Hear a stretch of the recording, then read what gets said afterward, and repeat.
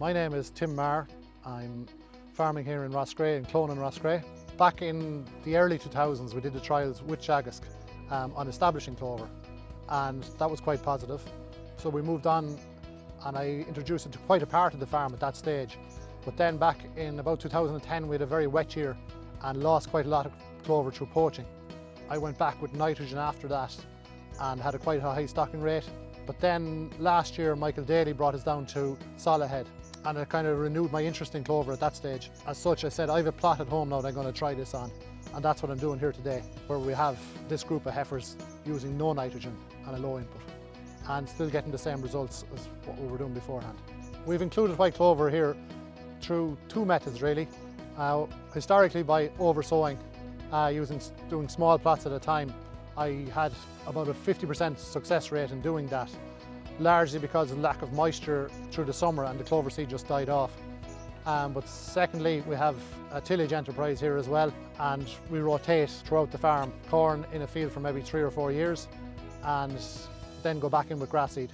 Here we introduce more clover seed in the grass, but an extra kilo per hectare, and that's how we reseeded this plot that these heifers are on.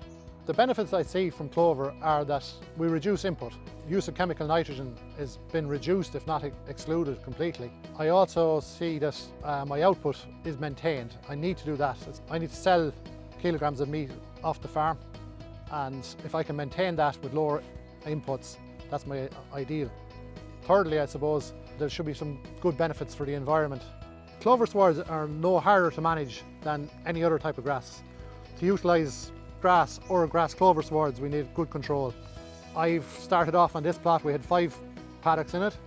Subsequently then I brought that up to 10 by just splitting the paddocks down the middle, and I have since gone to 20. And it gives me much more control over the heifers when they're grazing it, in that we can decide to move every day or every 36 hours as I like doing. It's no harder to manage than an ordinary pasture.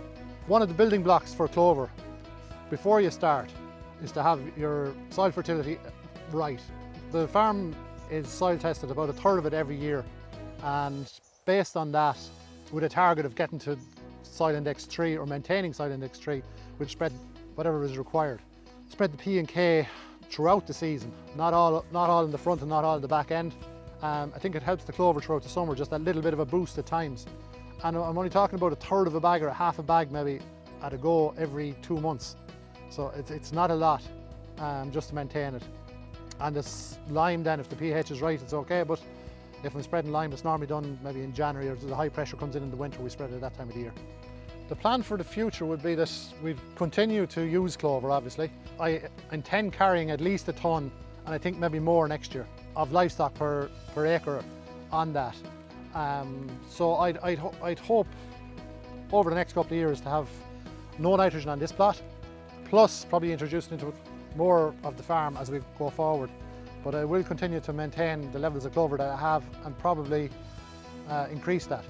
I'd have 3 take-home messages.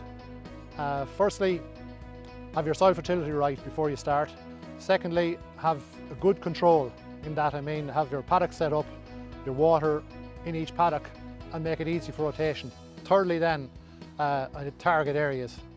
I think you should do a certain area of your farm and do it right.